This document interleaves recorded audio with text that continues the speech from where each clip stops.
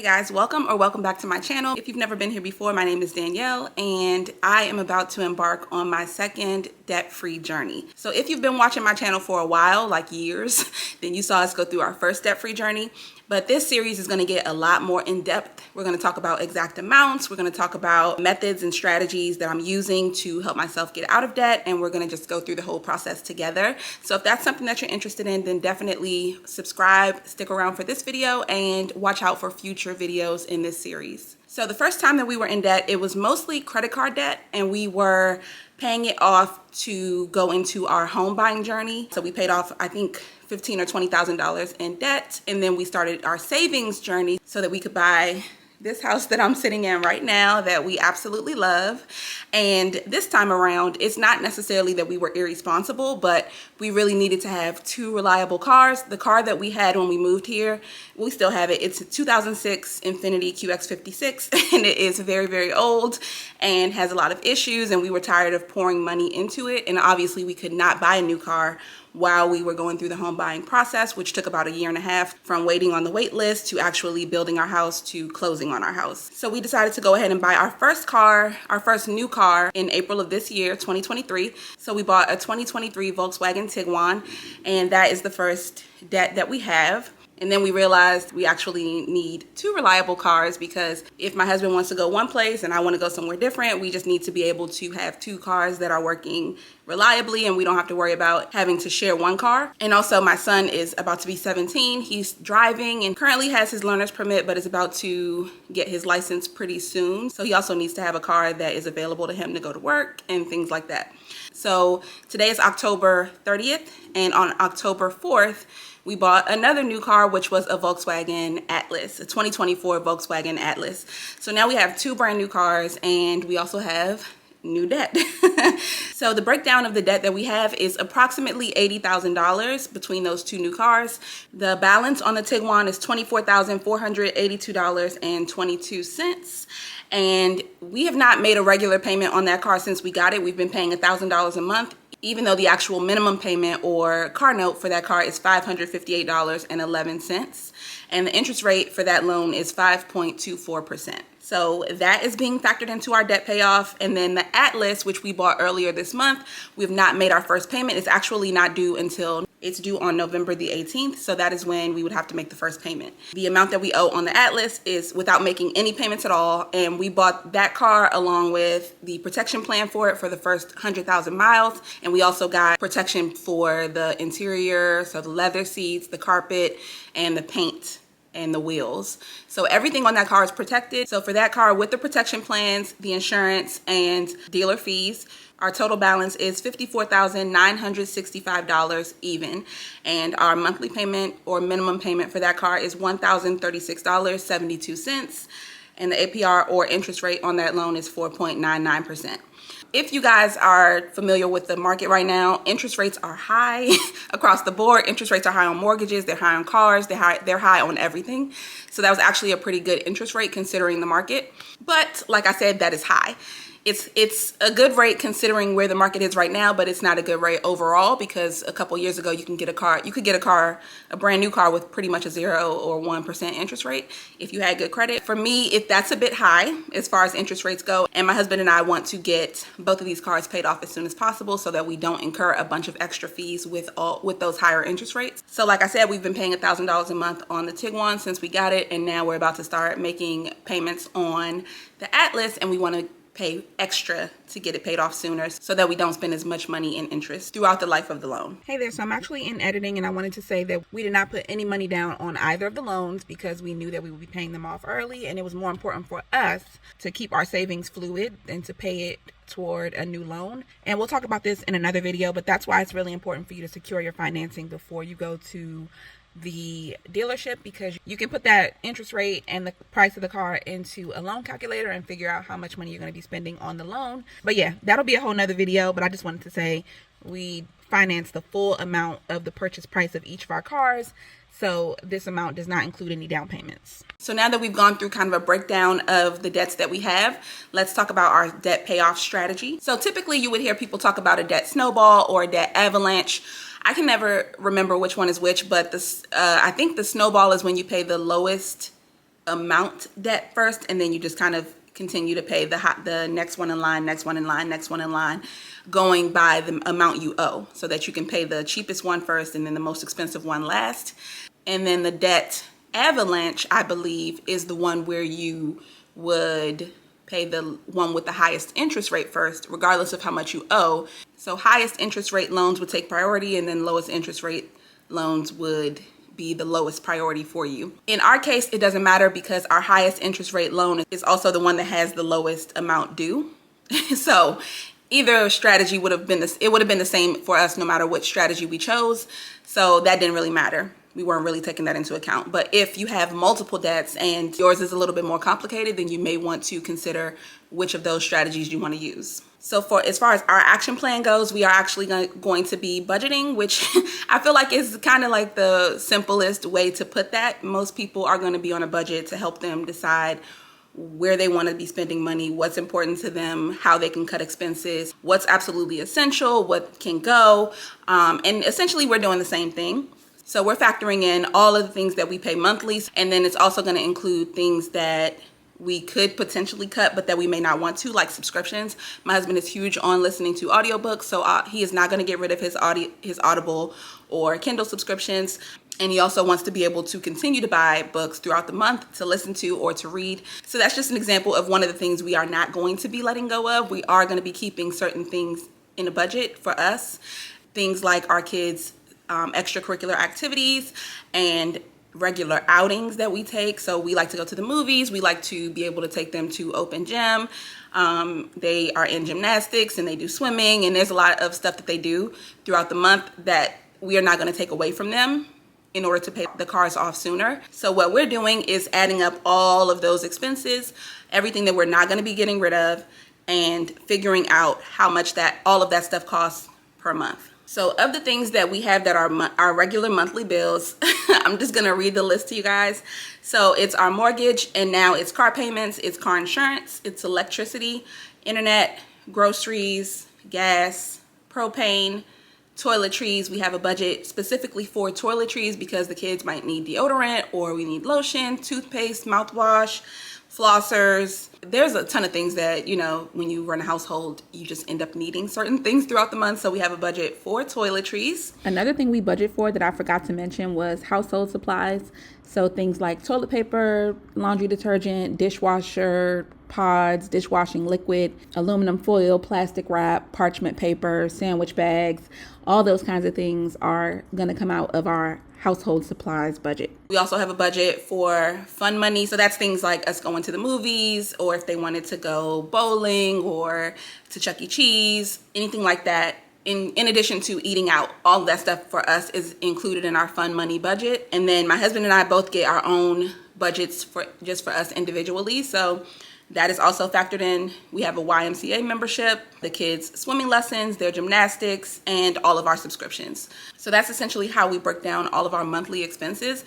And for us, it's not necessarily about cutting expenses. It's about cutting out things outside of those normal expenses. So anything that falls outside of that is not going to be bought.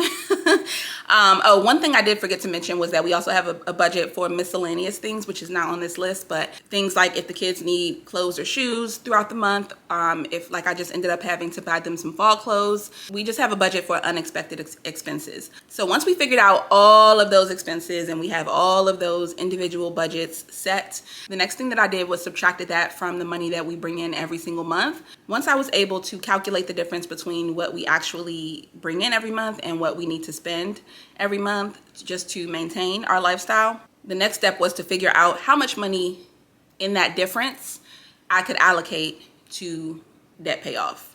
We know that the actual amount of both car notes is, I had to do the calculations, $1,594.83. So after we pay that monthly and all the other bills that we have, how much extra money can we put toward paying off those 2 car notes early? In our case, we decided to pay an extra $2,000 a month toward car payoff, and now we're going to be paying $3,594.83 per month.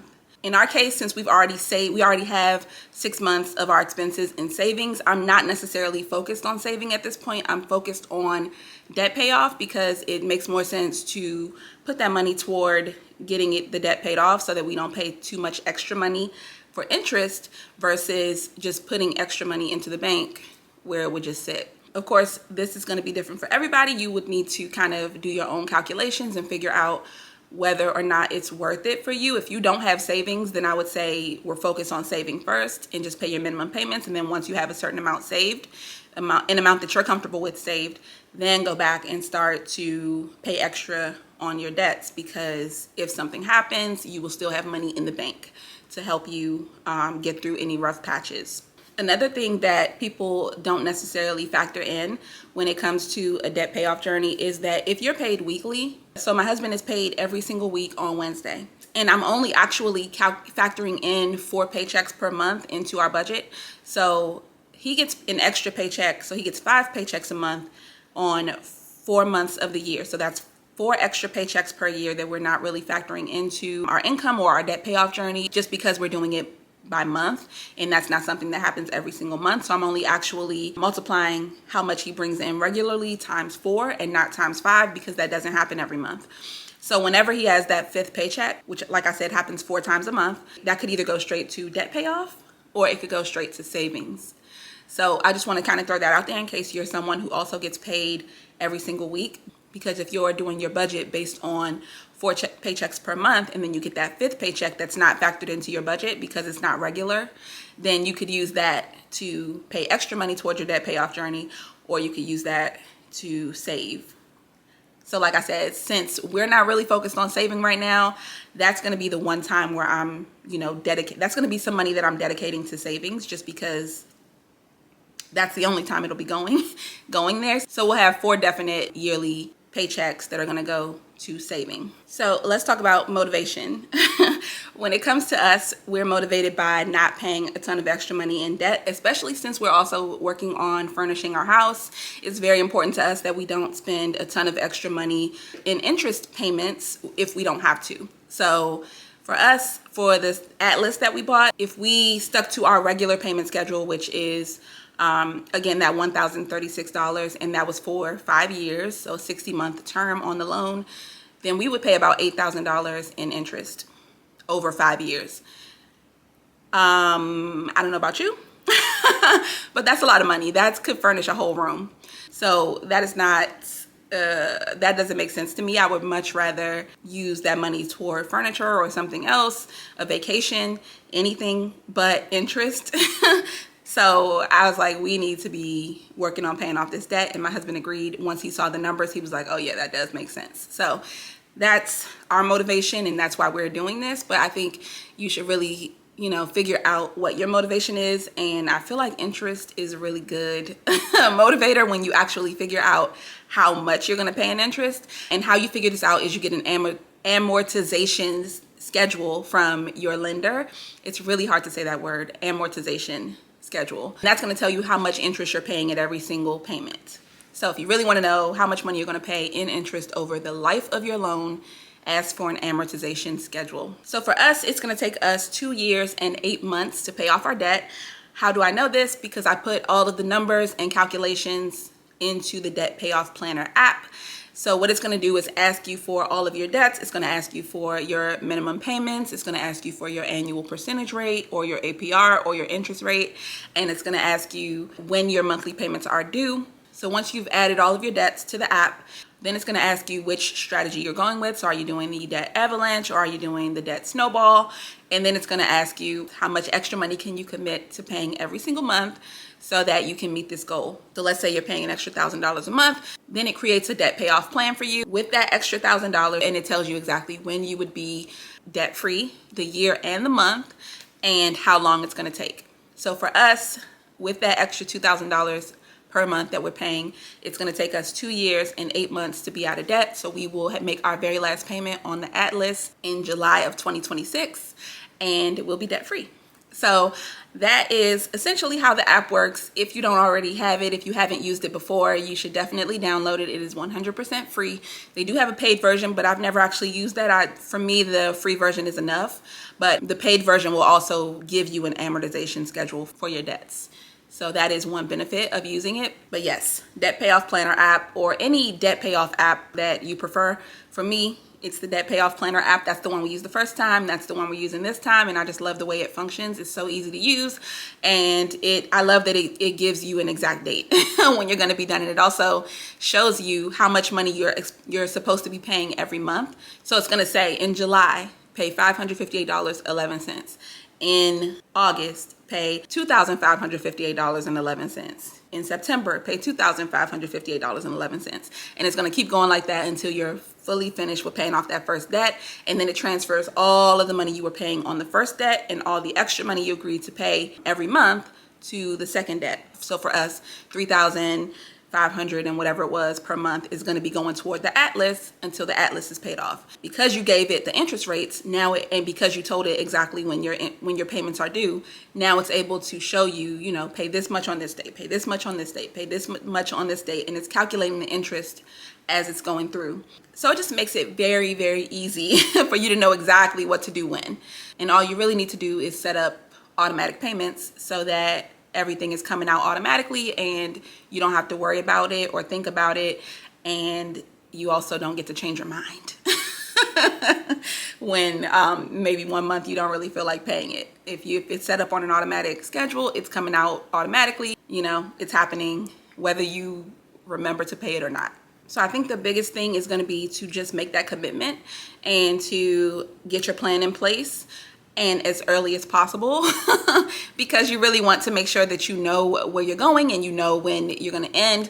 And of course, if something comes up and you need to pivot for a month, then that's okay. You can always just go back to your minimum payment and then pick it up again the next month. And maybe you'll set yourself back a month or two, but at least you know. You know what I mean? Like, when everything is going to be paid off, and when you make that update in the app, it's going to recalculate everything, and then it's going to give you a new date.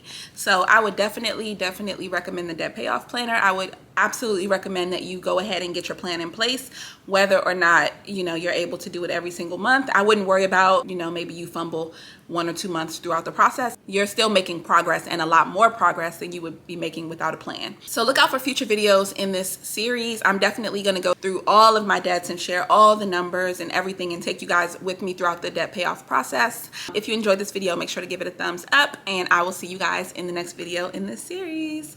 Bye.